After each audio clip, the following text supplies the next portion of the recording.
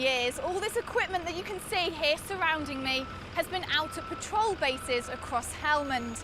But after numerous road moves back to Bastion, lots of checking, packing, maintenance and logging of equipment, it's finally made its way here to its final destination, the flight line. It's the Theatre Logistic Group that are responsible for redeployment, and most of the troops are from the Army. But here at the Joint Movements Unit, it's the RAF that are in control of getting all the freight and vehicles safely onto flights back to the UK. The orders for redeployment were given to start on the 1st of October, and it really has picked up. So over the last few months, we've seen a large amount of material come into us from the forward locations that get processed here in Bastion. Do you feel then you have got the manpower you need for this large operation? Absolutely. I mean, we're really confident. The manpower is here. We've been, as I said, especially manned for the task. The infrastructure has been built. It was built well in advance, and I think the people who built it really understood the scale of the challenge that we were facing. I think we've seen redeployment happening over the last couple of months. I mean, it's really tangibly evident. But I think what we're likely to see is bases closing, and predominantly it's the smaller locations which are handed over first, moving back to some of the larger locations until the UK will be, I suspect, largely working out of places like Bastion, providing overwatch, and these will be the last bases to close.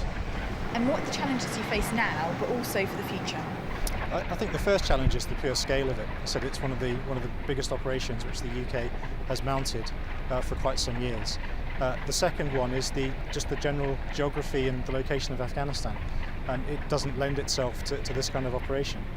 But those things have now been taken into account, and the resources have been put in place to enable us to effect redeployment.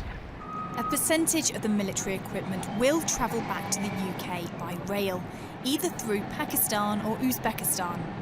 But all the kit here, once well packed and secure, will be transported over to the aircraft. So literally PBs are closing every week now. You must be getting busier and busier here. Yeah, we're very busy. The guys are putting in a lot of hard work. Since I arrived in theatre in November, we've definitely seen a ramping up of the volume of freight that we're moving back to the UK. And you're using these 747s to move the freight, but other aircraft to move the vehicles? Yeah, that's right. We put vehicles onto C-17 and Antonov aircraft, and most of the other freight for the PBs goes on the 747s here. So why don't we go and have a look at the guys loading?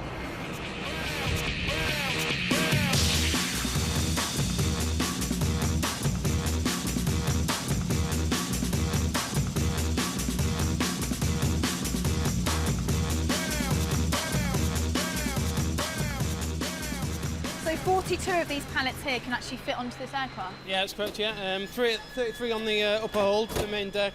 Then we've got 5 pallets on the lower hold at the front, and then we've got 4 pallets on the rear lower hold as well. And how many flights are now going back to the UK? There's every other day, so between 7 to 8 days every 2 weeks. As troop numbers continue to decrease here and leave Afghanistan, the process of redeployment that we've shown you is seriously ramping up. From the closing of PBs to getting all of that equipment safely onto flights just like this, ready to go home to Brize Norton. In only another 18 months' time, the redeployment of military kit and vehicles should be complete. And then, after 12 years of military operations in the country, it will be the troops themselves in these aircrafts making their way home. Laura Hawkins, Forces News, Helmand.